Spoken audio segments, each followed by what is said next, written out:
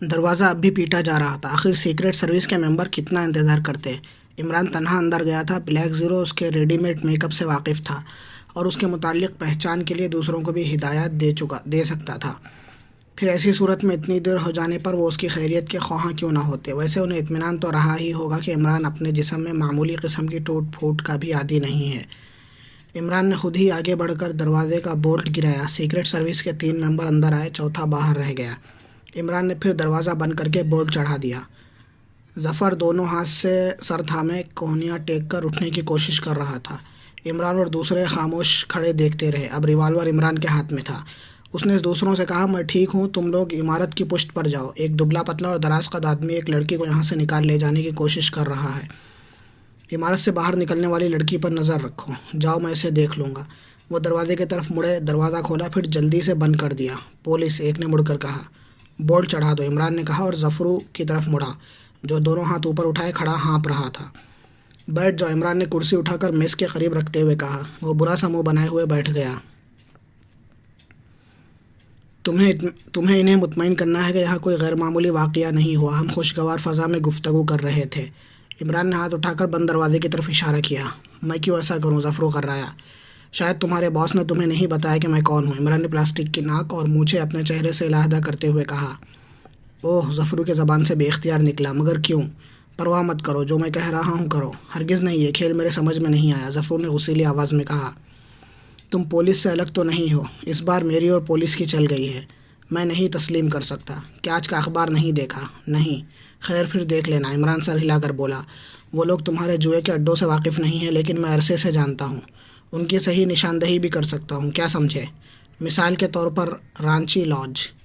ظفرو کھکھارا اور عمران شریر سے مسکراہٹ کے ساتھ اس کی آنکھوں میں دیکھتا رہا۔ مطلب یہ کہ جو میں کہہ رہا ہوں وہی ہوگا۔ عمران کی مسکراہٹ گہری سنجیدگی میں بدل گئی۔ ظفرو سے گھورتا رہا، پھر آہستہ سے بولا، اچھا۔ عمران نے اپنے آدمیوں کو اشارہ کیا، ان میں سے ایک نے دروازہ کھولا اور وہ نکلے چلے گئے۔ عمران نے ریوالور جیب میں ڈال لیا تھا۔ پلاسٹک کی ناک اب پھر اس کے چہرے پر نظر آ رہی تھی۔ دروازہ کھلا ہوا تھا۔ ایک پولیس مین نے پردہ ہٹا کر اندر دیکھا۔ کیا بات ہے؟ ظفرو نے پوچھا۔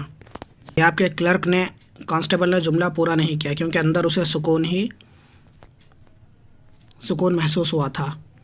ظفر اٹھ کر دروازے کے قریب آیا۔ کانسٹیبل نے آہستہ سے پوچھا، کوئی گڑبڑ؟ کیسی گڑبڑ؟ نہیں تو؟ کلرک سامنے کھڑا تھا جس کے منہ پر ہوائیاں اڑ رہی تھی۔ اگر وہ 3 اجنبیوں کو بھی دروازہ کھول کر اندر جانے نہ دیتا تو شاید ڈیوٹی کانسٹیبلوں کو مدد کے لیے بلانے کی ضرورت نہ محسوس کرتا۔ کیا بات ہے؟ ظفرو نے کلرک سے پوچھا۔ کچھ نہیں، مجھے غلط فہمی ہوئی تھی جناب۔ ہوش میں رہا کرو، ظفرو غرایا اور پھر میز کی طرف واپس آ گیا۔ عمران نے پھر اٹھ کر دروازہ بولٹ کر دیا۔ اب کیا ہے؟ ظفرو پھاڑ کھانے والے لہجے میں بولا۔ لڑکی سرے سے یہاں آئی ہی نہیں تھی اور وہ تمہارے آدمیوں کے پہنچنے سے پہلے ہی نکل گیا ہوگا۔ وہ کون ہے؟ مجھ سے پوچھ رہے ہو؟ ظفرو آنکھ نکال کر بولا۔ حالانکہ گفتگو کے دوران میں چچا اور بھتیجے کے رشتے چل رہے تھے۔ میں تو جانتا ہوں، تم اپنی کہو۔ ہاں میں بھی جانتا ہوں۔ ظفرو کے لہجے کی جھلاہٹ بدستور قائم تھی۔ کیا نام ہے بھلا؟ داور۔ ٹھیک ہے، میں نے اس لیے پوچھا تھا کہ وہ اپنا اصلی نام کسی کو نہیں بتاتا۔ اچھا، اب یہ بھی بتا دو کہ لڑکی کہاں لے جائی گئی ہے؟ ظفر چند لمحے اسے گھورتا رہا، پھر بولا، تم ظفروں سے گفتگو کر رہے ہو، سمجھے؟ میں اچھی طرح سمجھتا ہوں، لیکن اپنے سوال کے جواب پر اصرار کروں گا۔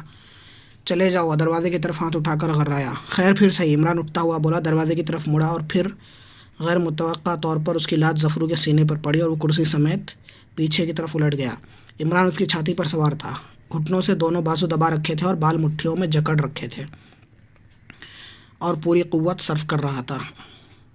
وہ دبی دبی سے آواز میں کر رہا ہوا اس کے گھٹنوں کے نیچے سے اپنا بازو نکالنے کی کوشش کرتا رہا، لیکن کامیاب نہ ہونے پر عمران کے پشت پر اپنے گھٹنوں سے ضرب لگانے کی کوشش کرنے لگا۔ میں اب تمہیں اسی طرح مار ڈالوں گا، ورنہ لڑکی کا پتہ بتاؤ۔ سچ کہتا ہوں، اگر تمہارا گلا گھونٹ کر یہاں سے چلا بھی جاؤں تو تمہارے آدمی میری نشاندہی نہ کر سکیں گے۔ شور مچاؤ گے تو کرکری ہی ہوگی۔ تمہارے ملازمین کہیں گے، اوہ ظفرو پٹ گیا۔ ظفرو، جس کی دھوم زمانے میں تھی۔ ظفرو نے کراہنا بند کر دیا۔ اس کی پھیلی ہوئی آنکھوں سے شدید ترین تکلیف کے احساس کا اظہار ہو رہا تھا۔ کیا کہتے ہو؟ بتا دوں گا، بھرائی ہوئی آواز میں بولا۔ تو پھر بتاؤ۔ پہلے چھوڑو مجھے۔ ہرگز نہیں، میں تمہیں اچھی طرح جانتا ہوں۔ چھوٹنے کے بعد تم پھر جھپٹ پڑو گے۔ مرشد کی قسم کھاتا ہوں ایسا نہیں ہوگا۔ خوب، تو مرشد بھی رکھتے ہو؟ ظفرو کچھ نہ بولا۔ عمران اسے چھوڑ کر اٹھ گیا۔ ظفرو اٹھا، لیکن بہت ڈھیلا ڈھالا نظر آ رہا تھا۔ ایسا لگتا تھا جیسے اس کا قد ہی پہلے سے کم ہو گیا ہو۔ وہ میز کا چکر کاٹ کر کرسی پر جا بیٹھا اور دراز سے سگریٹ کا ڈبہ نکالا۔ اب وہ عمران کی طرف دیکھ بھی نہیں رہا تھا۔ عمران ایک پیر کرسی پر رکھے کھڑا اسے بغور دیکھتا رہا۔ ظفر نے سگریٹ سلگا کر 2-3 کش لیا اور پھر عمران کی طرف دیکھے بغیر بولا، مرشد کی قسم میں نے صرف اسی موقع کے لیے کھائی تھی۔ ٹھیک ہے ٹھیک ہے، عمران سر ہلا کر بولا، کسی دوسرے موقع پر میرا کچومر بنا دینا، فی الحال جلدی سے اپنا وعدہ پورا کرو۔ ظفر کچھ سوچ رہا تھا۔ کچھ دیر بعد اس نے کہا، بتاؤں گا، پہلے تم بتاؤ کہ تمہارا ان معاملات سے کیا تعلق؟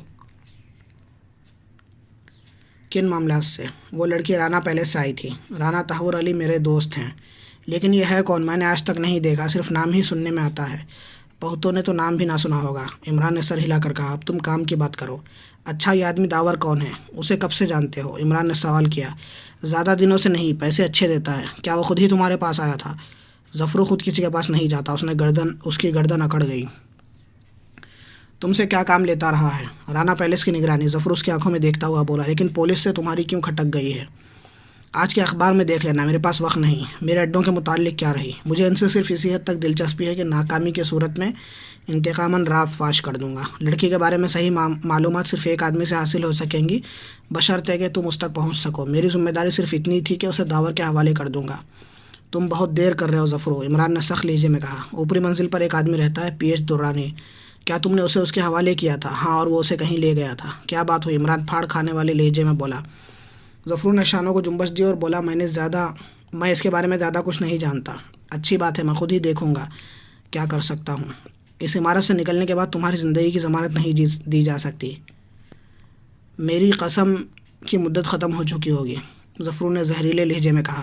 اس کے بعد میں تمہارے کان کھینچ سکوں گا۔ عمران مسکرایا اور بولٹ گرا کر دروازہ کھولتا ہوا ڈائننگ ہال میں آ گیا۔ ظفر اسے دیکھتا رہ گیا۔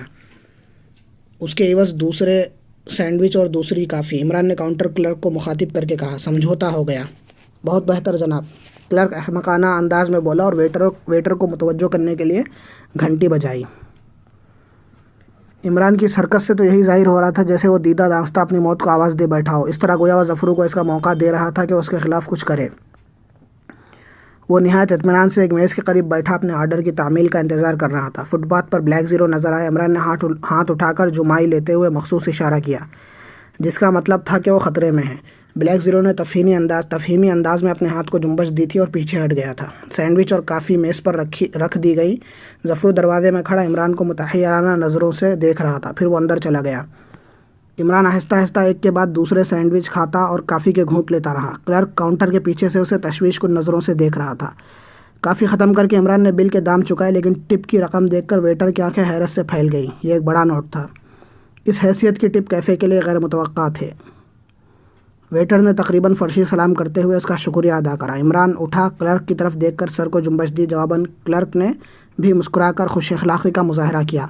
ہو سکتا تھا سوچ رہا ہو، آخر استاد ظفر نے دماغ درست کر دیا نا۔ فٹ پاتھ پر معمول کے مطابق آمد و رفت تھی۔ عمران سڑک پار کر رہا تھا، دفعتاً اس نے ایک چیخ سنی۔ چونک کر مڑا، ایک آدمی پر نظر پڑی جو اپنا بایاں بازو دبائے آگے پیچھے جھول رہا تھا۔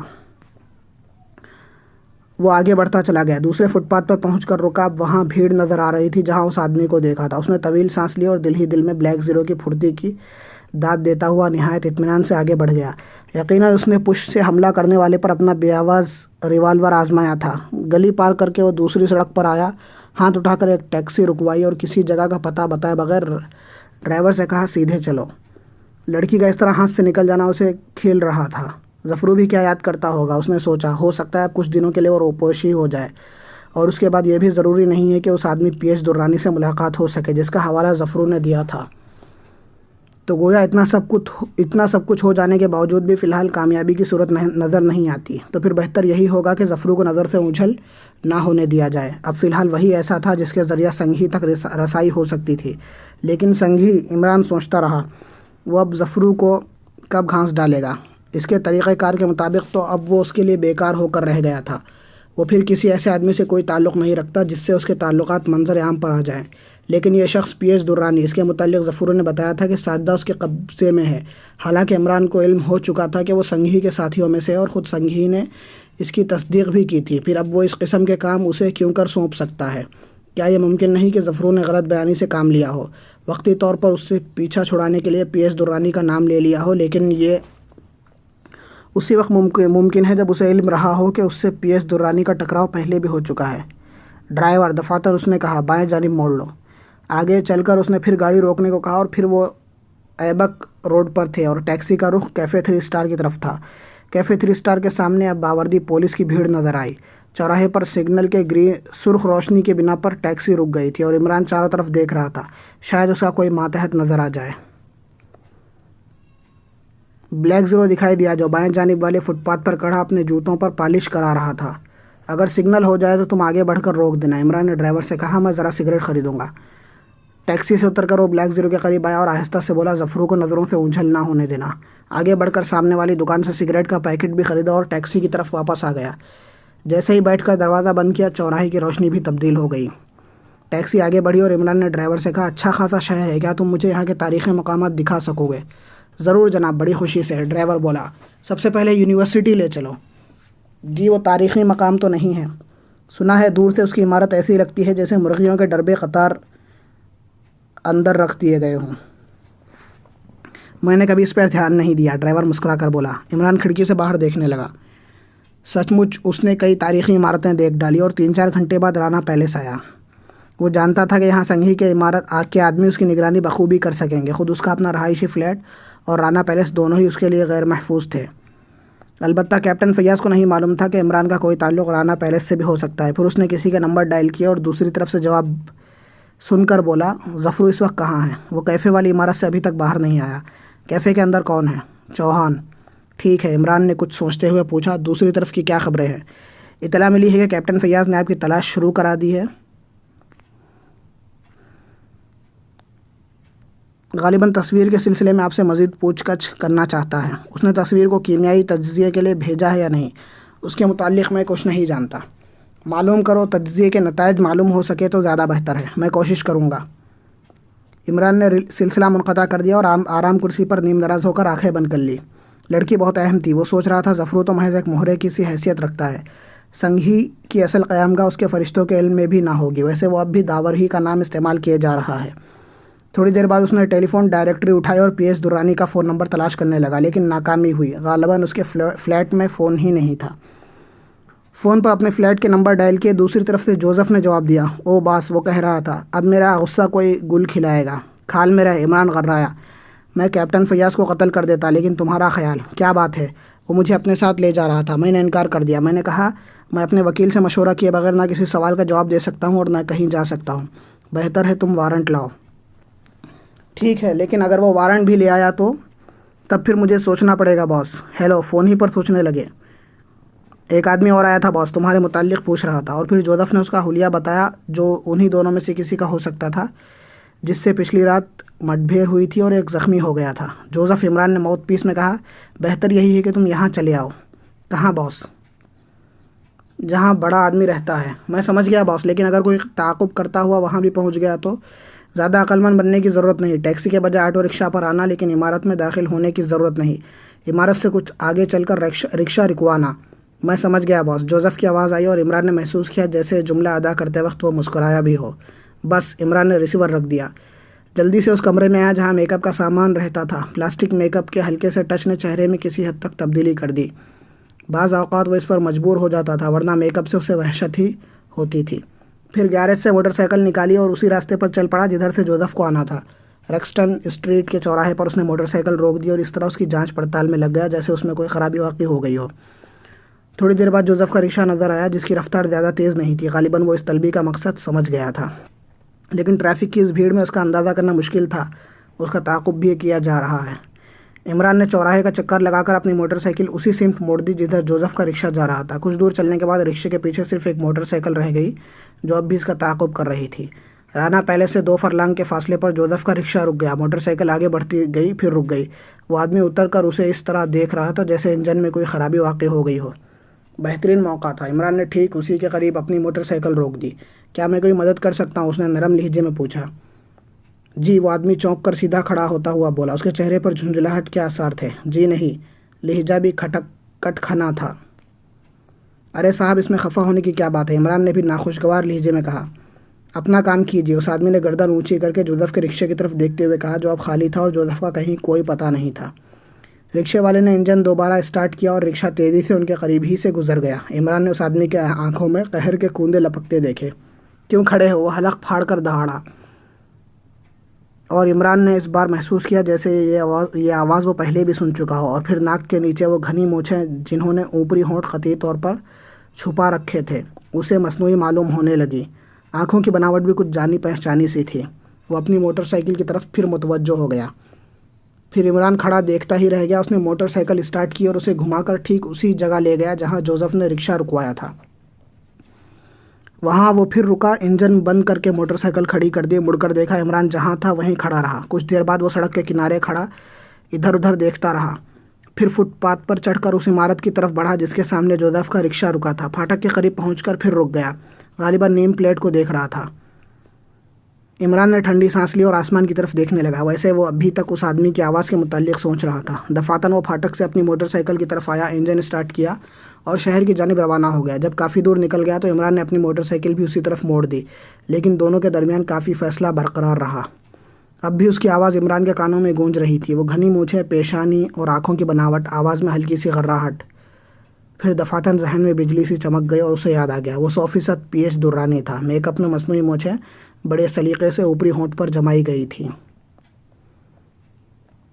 تو وہ اس فلیٹ کی نگرانی کر رہا تھا اور جوزف کا تعاقب کرتا ہوا یہاں تک آیا تھا۔ پتہ نہیں سنگھی سے ٹکراؤ کے بعد یہ انتظام عمل میں آیا یا اس سے پہلے ہی۔